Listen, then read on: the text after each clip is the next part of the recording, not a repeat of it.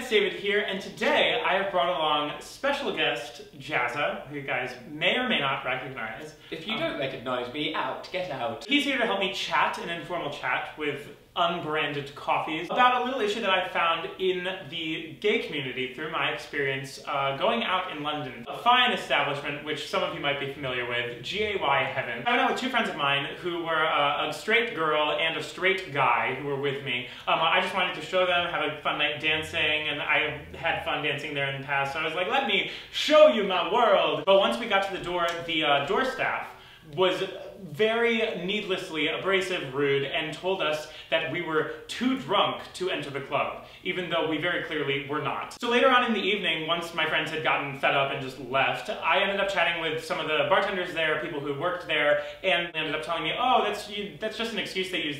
They don't let girls in here or straight guys on a busy night. Like, that's just something everyone knows.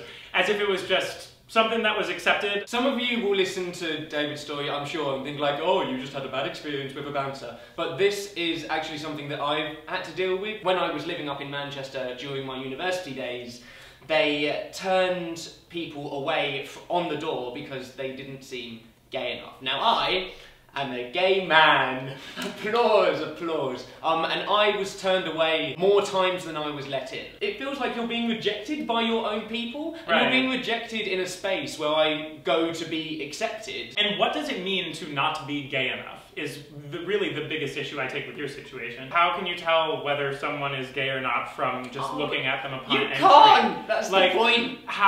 What basis are we judging people entering a club? I've heard stories from people where the bouncers ask them what movies they watch, what music they listen to. Why are these the basis on which we judge who a person sleeps with? Gay men come in lots of different shapes and sizes. And some of us like to dance to Beyonce, and some of us are more lukewarm about particular female singers. A guy called Jeremy Joseph is the owner of the GAY franchise, both down in London and up in Manchester, where we had our experiences. And he came under fire in 2011 when he sent out a particular tweet when the incredibly popular and still quite young One Direction were going to be playing at his club. My birthday wish is for little girls to realise that GAY is a lesbian and gay club, so there's only one direction, and that's no direction for them.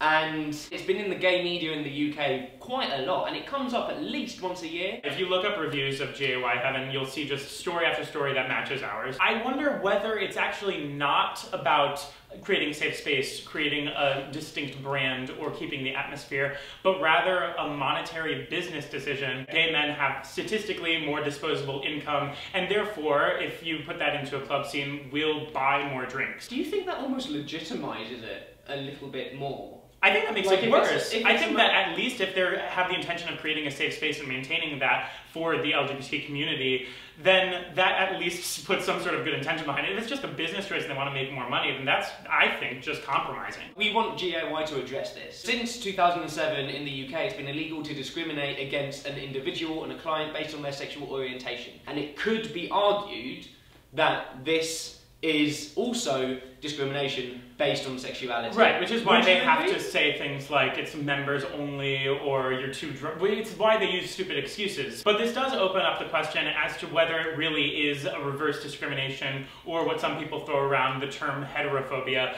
because there's an argument that gay clubs are the only safe space for some LGBT customers, and that's the only place that they can go where they feel safe, whereas straight customers, if they're rejected from a gay club, the whole world is literally their oyster. And whereas I left that night feeling like, oh, if a gay man got rejected from a straight bar, then there would be an uprising, but yet it's okay for straight people to be rejected here, I now have come to realize that that argument might not be so applicable just because it is apples and oranges. But the thing is, it's adversarial. It creates a barrier between straight and gay people. I want to be able to take my straight friends to gay bars. I've taken my dad gay clubbing before, and he loved it. And if my dad were turned away from the gay club that I happened to go to, what kind of a message does that send to my father, who wants to be accepting of my lifestyle, but like the people that I hang around with. So maybe JAY won't respond to this video, but we would love if you guys would. So leave a comment letting us know whether you think gay clubs should bar straight entry or shouldn't. You can disagree with us if you want, or whatever. Feel free to leave whatever opinions you've got in the comments below.